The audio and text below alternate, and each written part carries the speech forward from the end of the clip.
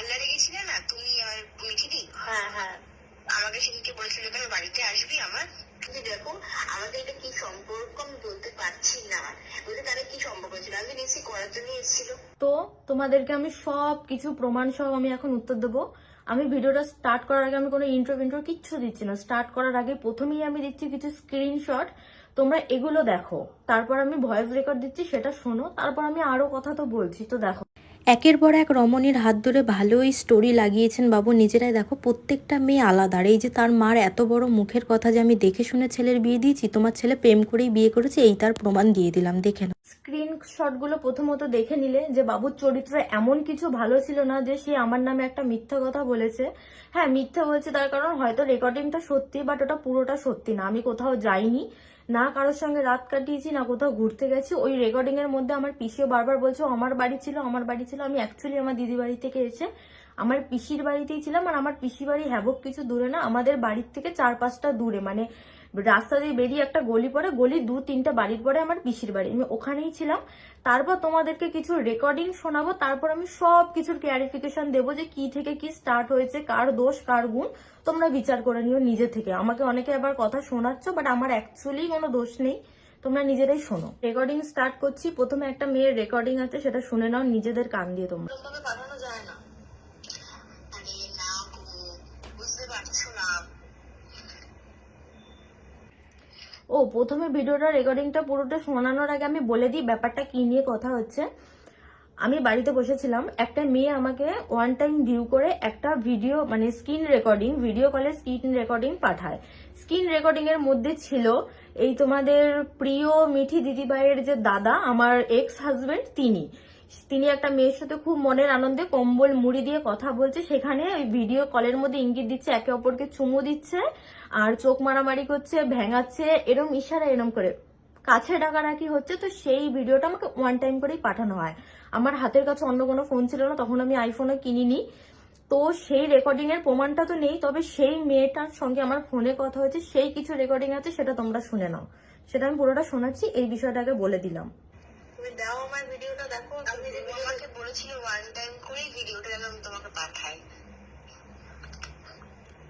হ্যাঁ আমি তো বলেছি যে আমি তো আমি তো রেকর্ডটা করিনি, তোমাকে তো বলছি। আর দেখো আমি কথা বলি, আচ্ছা তুমি তুমি আরো দুজনে ভিডিও বলা কথা বলছি, হয়তো আমার ওর ভিডিও ফেসবুকে ছাড়লো কি করে, আমার কাছে একটাই কোশ্চেন। আমি নিশ্চয়ই ছাড়তে যাবো না, কারণ আমার লাইফটা নষ্ট হোক আমি চাইবো না। ভিডিওটা বানিয়েছে কি গেছে, যা দেখছি এমনি গেছে। ভিডিওটা বানিয়েছে কি ওরকম ভাবে, সেটাই তো কথা। আমি তো জানি না, আমি নিশ্চয়ই চাইবো না যে আমার সম্মানটা নষ্ট হোক। আর এটা স্ক্রিন রেকর্ডিং করা, এটা ভিডিওটা বানানো, এটা স্ক্রিন রেকর্ডিং করা, আমি ড্যাম শিওর। আচ্ছা কখন কখন কথা হতো তোমার সাথে ওই ভিডিও কলে? ভিডিওর কখন কথা হতো দাঁড়াও, যখন হয়তো তুমি একবার আমার সাথে বাথরুমে গিয়েও কথা বলেছে। তারপরে তুমি যখন আসতে তখনও ওই রাত্রেবেলার টাইমটা, বা ও রাত্রেবেলা আমাকে মেসেজ করতো 1টা-4টা নাগাদ, তখন আমি ঘুমিয়ে পড়তাম। সকালবেলা হলেও আমাকে SMS করতো, ভিডিও কলে কথা বলতো আমার সাথে। আমি আর কি, আর কখন যখন করেছিল নাকি কোনোদিনও? হ্যাঁ প্রপোজ করেছিল নাকি কোনোদিনও? প্রপোজের থেকেও বড় কিছু আমাকে বলেছিল যে ঘুরতে যাবি, দেখা করবি আমার সাথে, এটা আমাকে বলেছিল। আর হ্যালো তোমরা এরকমও বলেছে আমাকে। আর একটা কথা জানো কি বলো? কথাটা হচ্ছে তুমি ইয়েকে চেনো? কাকে? মাম্পি দিকে চেনো? মাম্পি দি না, আমি ঠিক চিনি না। আরে দক্ষিণাঞ্চল ওখানে থাকে। হ্যাঁ হ্যাঁ মাম্পিকে চিনি। ওর কোন যায় মানে না, ওর কোন দিদি না কেউ একটা হবে, তাকে SMS করে বললো তো দেখো আমি তোমাকেও সেম কথা বলেছি, তো মিঠিদিকেও সেম কথা বলেছি। সেম কথা শুনে কি বললো, আমার সাথে তো তর্ক করলো। যাই হোক এরকম বলার পর তখন উজ্জ্বলের সব কিছু ডিনাই থাকে, সব কিছু। আমি বিশ্বাস করেছি তোমার কথা। আর যখন যখন মিঠিদিকে বললাম যে কি সম্পর্ক ছিল আমাকে বলে, যখন মিঠিদি আমাকে বলছে এতদিন যদি দেখা করতাম তাহলে হয়েও যেত, এটা কোনো মানে ব্যাপার না, এটা কমন ব্যাপার। কমন এখন তো অল্পই না। এবার আমি কি বলবো বলো, আমাকে আমাকে তো বলেই যাচ্ছে তো উজ্জ্বল তো পুরোপুরি ঘটনার পুরো সব ডিনাই খাচ্ছে। তারপর আমাকে মিকিদি বলছে যে হ্যাঁ আমি মানলাম যে আমার দাদারও দোষ আছে, তোরও দোষ আছে, তুই কম দোষ করিস না। আমি যে অবশ্যই আমার দোষ আছে, আমার দোষ নেই কেন? দাদার দোষেরটা কি হবে? তোমার তো আমি বাদ দিলাম, তোমার আর বলেছে যদি কিছু হয়ে যেত তখন কি নিয়ে নিতিস বা এরকম কিছু একটা বলেছে, জানতেন এরকম হবে হয়তো, এরকম বলেছে। তাহলে ভাবো আমাকে থার্ড ক্লাস বলেছে, আমাকে পুরো বাজে বলো, ঠিক আছে আমি নয় মানলাম, কিন্তু আমি এইটুকু বললাম বউ থাকা সত্ত্বেও আমাকে এরকম কথা কি কেন বলবে? আর একটা কথা, যদি বন্ধুই ভাবতো তাহলে ওই বাজে লজিকে টেনে আমাকে ওই কথাগুলো বলতে পারতো না, যদি আমাকে বন্ধুই ভাবতো। সে তোমার যে বন্ধু ভাবে না, আমি ভালো মতন জানি, তোমার কথা আমার বিশ্বাস আছে, তুমি চাকরি নেবো।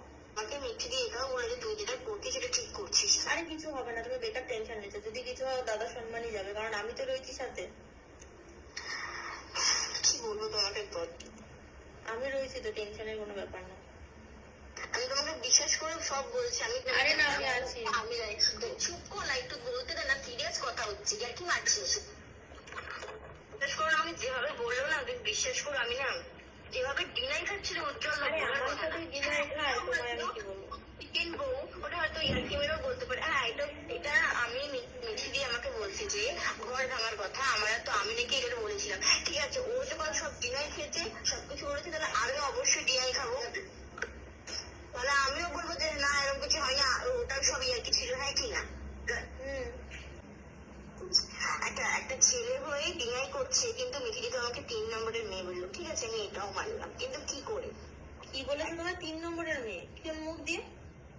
দুটি রেকর্ড আছে আমার কাছে, আদার্স কোনো প্রমাণ তো নেই, তবে হ্যাঁ ভিডিও কলের কথা বলার রেকর্ডিংটা আমি দেখেছি।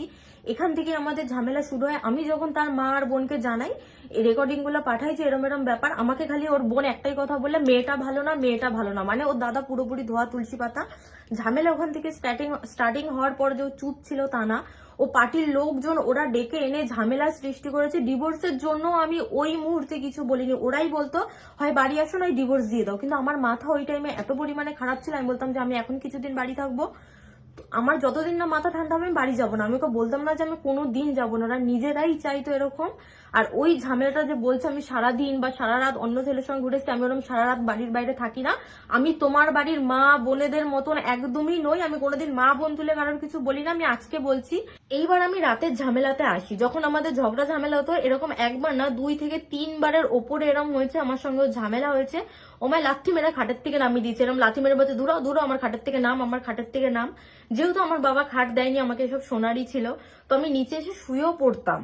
এক পাশে ওদের বাড়ির যে রিও আছে সেই রিও শুয়ে থাকতো, আমি নিচে আরেক সাইডে, আমার নিচে কোনো কম্বল থাকতো না, একটা বড় কম্বল নিতাম, সেটাই গায়ে দিয়ে নিচে পেঁচিয়ে একাই শুয়ে থাকতাম। সারা রাত আমায় দেখতেও আসতো না, তুলতেও আসতো না, সে তো তখন অন্য মেয়ের সঙ্গে ভিডিও কলে চ্যাট করতে ব্যস্ত থাকতো। তুমি এখন আমায় এসে বলছো যে আমি এই করেছি, কে সহ্য করবো, ওই করবে, সহ্য আমিও অনেক করেছি চাদু, সেসব কথা এখন আমি সমস্ত কিছু বলবো তোমাদের। এতদিন বলিনি বলে যে বলবো না তা না, এইসব ঝামেলাগুলো হলো যখন আমরা কাশ্মীর ঘুরতে যাই, সেম ঝামেলা। কাশ্মীরে গিয়েও আমার পায়ের ওর যে বুটটা আছে সেটা খাটের উপর ছুঁড়ে মারে, আমার গালের এই জায়গাটা লাগে। ঝামেলা জাতি হতো, আমরা নিজেরাই মানিয়ে নিতাম। আমি 1 বছর মানিয়ে নিয়েছি, কিন্তু স্টার্টিং হয় যখন খালি ঝামেলা হলো, বলতো যে ডিভোর্স দে ডিভোর্স দে ডিভোর্স দে, বন্ধুদের সামনে অল টাইম আমায় ছোট করতো। আমায় খালি বলতো কি, আমি যদি জানতাম যে আমি আর ডাক্তারিতে যাবো না, তাহলে আমি এত তাড়াতাড়ি বিয়ে করতাম না, আমি কত সুন্দর মেয়ে পেতাম। তা আমি দেখলাম তুমি অনেক সুন্দর মেয়ে পেয়েছো, সুখী হও তোমার জীবনে, তুমি কেন আমার পেছনে লাগতে এসছো?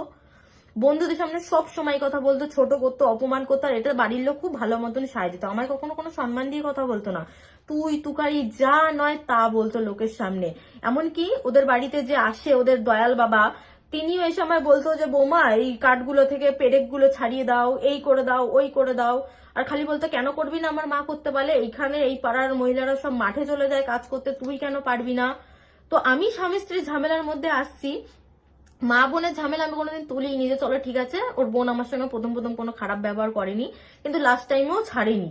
ঝামেলা শুরু হয় আমি যখন বাড়িতে আসি, বাড়িতে ভালোভাবে ঘুরতে আসি, আমার মায়ের শরীর ভালো ছিল না, আমি জানিয়ে আসি যে আমার মার তো শরীর ভালো না। তোমরা হয়তো দেখেছিলে একটা প্র্যাঙ্ক ভিডিও, যেটা আমার গায়ে জল ঢেলেছিল, লাস্ট প্র্যাঙ্ক ভিডিওটা এখন হয়তো নেই। সেই দিনই আমি বাড়িতে আসি, আমার মার শরীর ভালো ছিল না বলে আমি জানিয়ে আসি মা অসুস্থ, আমি একটু 2 দিন বাড়িতে গিয়ে থাকবো। আমায় ভালোভাবে বললো যাও, মার শরীর 2 দিন আমি ছিলাম। 3 দিনে দিন যখন আমার জামাইবাবুর জন্মদিন থাকে, আমার দিদি বললো তুই যখন বাপের বাড়ি রয়েছিস আয়, কারণ আমার শ্বশুর বাড়ির থেকে যাওয়ার পারমিশন ছিল না, আমায় যেতেও দিত না। তো আমি তার পারমিশন নিয়ে ফোন করে যে দিদি এরম নিমন্ত্রণ করেছে, আমি কি যাব?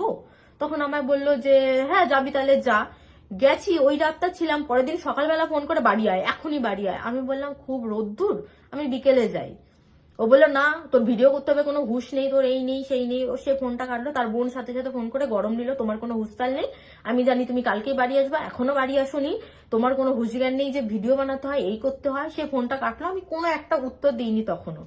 তারপর তার দাদা ফোন করে বলে কি তোর বাড়ি আসতে হবে না, তুই আমায় ডিভোর্স দে, ডিভোর্স। ওই সময় আমার যায় মাথাটা গরম হয়, আমি বলি ঠিক আছে আমি ডিভোর্স দিয়ে দেবো, কোনো ঝামেলাঝাটির কোনো ব্যাপার নেই। সেই কথাটা বলে আমি বাড়ি আসি। তার মা কিন্তু তার ছেলেকে মানে ছেলেকে পাঠিয়ে দিলে পারতো যে যা বাবা বৌমাকে বাড়ি নিয়ে আয়। তার মা সেটা করেনি। তার মা সেটা করার বদলে ইম্পর্টেন্ট মনে করেছে না, আগে ঝামেলা হয়েছে সেটা সবাইকে জানাই। গুজরাটে তার মামারা থাকে, প্রথমে তার মামাকে ফোন করে বলে এই এই ঝামেলা হচ্ছে। তার মামা যখন আমায় ফোন করে, আমি ভালোভাবে সম্মানের সাথে মামার সাথে কথা বলি যে মামা ও আমার সঙ্গে খুব ঝামেলা করে, আমার সঙ্গে প্রত্যেকদিন অশান্তি করে, ঝামেলা হলে রাত্রেবেলা খাটের থেকে ফেলে দেয়, আমায় মারধর করে, আমায় খুব নোংরা নোংরা ভাষায় গালাগালি করে, সবসময় বলে আমার থেকে অনেক ভালো মেয়ে পাবে।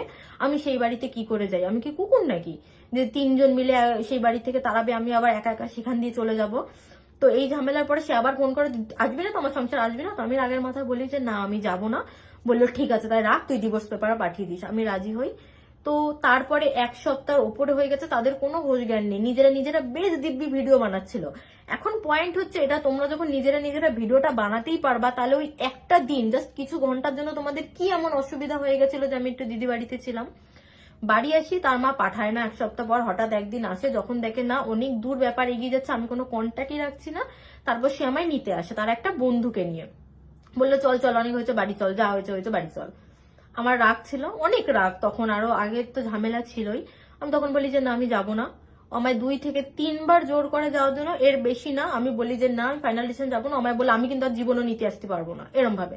বললাম ঠিক আছে, আমি তো যাবো না, না করে দিয়েছি। তার ব্যাগে আমি জামা প্যান্ট ভরে নিয়ে আসি বাপের বাড়ি আসার জন্য। সে বলে তুই যাবি না তো আমার ব্যাগটা দে। সে তার ব্যাগটা ফেরত নিয়ে চলে যায় বাড়িতে। সে আমার জন্য আসেনি, সে তার ব্যাগটা ফেরত নিয়ে ডাইরেক্ট বাড়ি চলে যায়। তারপরেও কিছুদিন আসেনি। তারপর তার বোনেরা বললো, তার বোন আমায় মেসেজ করলো যে দেখো এগুলো ঠিক হচ্ছে না, দাদা আর মা টেনশনে রয়েছে, বাড়ি আসলে বাড়ি আসো। আর তোমার যদি না আসছে, আমরা গ্রামে থাকি, যে তুমি 1 মাস বাপের বাড়ি গিয়ে পড়ে থাকবে এরকম হবে না, তাহলে তুমি ডিভোর্স দিয়ে দাও, হয় বাড়ি আসলে বাড়ি এসে সংসার করো, নাই তুমি ডিভোর্স দিয়ে দাও। তার বোনেরও এটাই কথা ছিল। তখন আমি ডিভোর্স দিতে রাজি হইনি। তারপরে তারা ঠিক করে তার মাকে নিয়ে একদিন নিতে আসে। তারপর ঠিক হয় যে হ্যাঁ আমি বাড়ি যাব ভোটের পর। ভোটের পর বাড়ি যাব, এই কথাটা কিন্তু ঠিক হয়ে যায়। ভোটের আগের দিন আমারই এক ফ্রেন্ড আছে, ফ্রেন্ড না অ্যাকচুয়ালি আমাদের সম্পর্ক রিলেটিভের মধ্যে পড়ে, আমি তার বাড়ি যাই রত্তলায়। সেখানে যাওয়ার পর সে কি করে, তার যে রয়েছে আর কি, বললাম এইমাত্র দয়াল বাবা সামথিং, দয়াল কাকু, উনি আমাকে দেখে কারণ নাকি একটা বাইকে করে যেতে, সে বাড়িতে গিয়ে জানায় আমাকে নাকি কার বাইকে করে যেতে দেখেছে, খুব তুমুল অশান্তি। সে কি করে, তার বাড়ির সামনে গিয়ে সারাটা দিন দাঁড়িয়ে থাকে, তুই কোথায় আছিস এখনই দেখা। আমার সেদিন হয়ে যায় মেন মাথা গরম, এত কি লোকের কথায় নাচা। আমি যেখানে কোথাও যাইনি, কিছু করিনি, শুরুর থেকে একটা তালে রয়েছে, যেহেতু আমার কাছে কিছু রেকর্ডিং ছিল, সেই কারণে ওরা ভয় পেত আর এরকম বলতো, আর খালি বলতো ভিডিওটা নষ্ট হয়ে যাবে।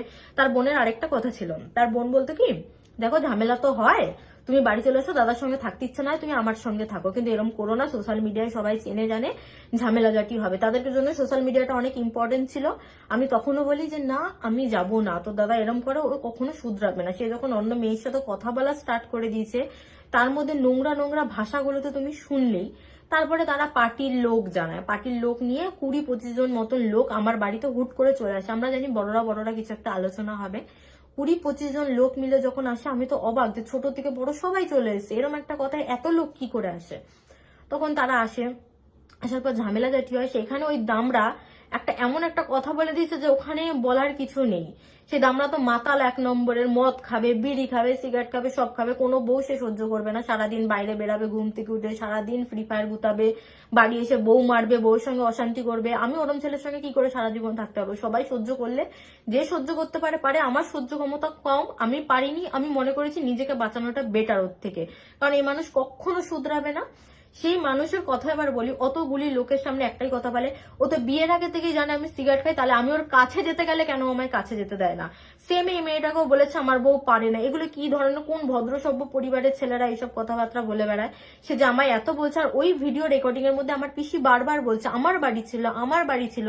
তারপরে আমি জানি না, কিন্তু সেদিন সে রেকর্ডিং অন করে এসেছিল, ঝামেলা অনেক হয়েছে, তার আগে মাথাটা গরম ছিল, যে যা পেরেছে বলে গেছে। সে আমায় কোনোদিন বাপের বাড়ি আসার আগে একটা টাকা হাতে দেয়নি যে নাও তুমি একটা টাকা কি 500 টাকা অন্তত নিয়ে যাও, বাপের বাড়ি যাচ্ছ, বলতো বাপের বাড়ি গেলে কি টাকা লাগে। সে আমার একটা জিনিসের খরচাপাতি দিত না। ইভেন আমাদের ডিভোর্সের ফার্স্ট সাইনটা যখন হয়, ফাইনাল সাইনের আগে, তার বাড়ির থেকে কিছু জিনিসপত্র আমার পাঠানো, সামথিং আমার বাড়ির থেকে দেওয়া যে সোনার জিনিসগুলো আছে সেইগুলো। তো সেখানে আমার জামা কাপড় ছিল, অনেক জামা কাপড় আমি কিনেছি, ওখানে নিজের টাকায় কেনা, স্পন্সর করতাম, আমিও একদমই যে কামাতাম না তা না, সবার সাথে আমি কামাতাম। আমি যখন বলি যে আমার এই জামা প্যান্টগুলো, আমার ছেঁড়া বেড়া 100-150 টাকা ছেঁড়া বেড়া জামা প্যান্টগুলো পাঠিয়েছে, যেগুলো কিন্তু তারা কিনে দিয়েছে, সেগুলো পাঠিয়েছে, কিন্তু যেগুলো আমার টাকায় ভালো জিন্স বা ড্রেস আছে সেগুলো দেখি মাঝে সাঝে পরে আমি নাচতে, তো সেগুলো আমায় পাঠানো হয়নি। তুমি যে বলে আমার দাদার টাকায় কেনা, আমি তাও কিছু বলি না, বললাম ঠিক আছে রাখ, ঝামেলা যাতে আমি তখনও করতে চাইনি। আমি নিজের মতন যখন সবসময় চুপ ছিলাম, তাহলে তোমরা কেন আমায় পোক করছো? এখন সবাই আমায় এসে কমেন্ট করবে যে আমি ধোয়া তুলসী পাতা না, আমি এই না সেই না, ধোয়া তুলসী পাতা কেউ না। আর একটা কথা, আমার যখন শরীর খারাপ হতো না ওই বাড়িতে, ওরা তো ছিলই ভণ্ড ডাক্তার, আমায় ডাক্তার দেখাতো না। আমি একবার পেটে ব্যথায় খুব, আমি হয়তো অনেক মোটা হয়ে গেছিলাম আগে, তোমরা অনেকেই দেখেছো, এখন একদম রোগা নই, আমার শরীরে জল ঢুকে গেছিল। তারপর ডাক্তার দেখানোর পর আলট্রাসোনোগ্রাফি করার পর বলেছিল একটু সিস্টেরও প্রবলেম আছে, মানে একটা গার্ড মতন তৈরি হয়ে গেছে। তার আগে আমার তুমুল পেটে ব্যথা, আমার কিন্তু ডাক্তার দেখায়নি, তারা নিজেরা স্লাইন দেবে, নিজেরা ওষুধ এনে দেবে। তারপরে যখন আমি সুস্থ হচ্ছিলাম না, ওদের এক কথা বাপের বাড়ি যাওয়ার জন্য এরম করছে। মানে আমার অসুস্থতা যখন হতো, আমার যখন শরীর খারাপ লাগতো, এটাই বলতো আমি বাপের বাড়ি যাওয়ার জন্য নাটক করছি, আমি ডক্টর না দেখালে ঠিক হবো না, ওদের উপর আমার বিশ্বাস নেই। অথচ তারা আমার সঙ্গে অনেক অত্যাচার হয়েছে। এখন বলতে গেলে হয়তো এগুলো আমার আসছেও না, যেহেতু 1-1.5 বছর আগের কথা, আমি এখন কি বলবো তোমাদেরকে। যাই হোক, বাকি কথা পরে হবে। আমার আর ভালো লাগছে না এই নিয়ে বেশি টানা হেঁচড়া করতে, এখনো পর্যন্ত এত দূর।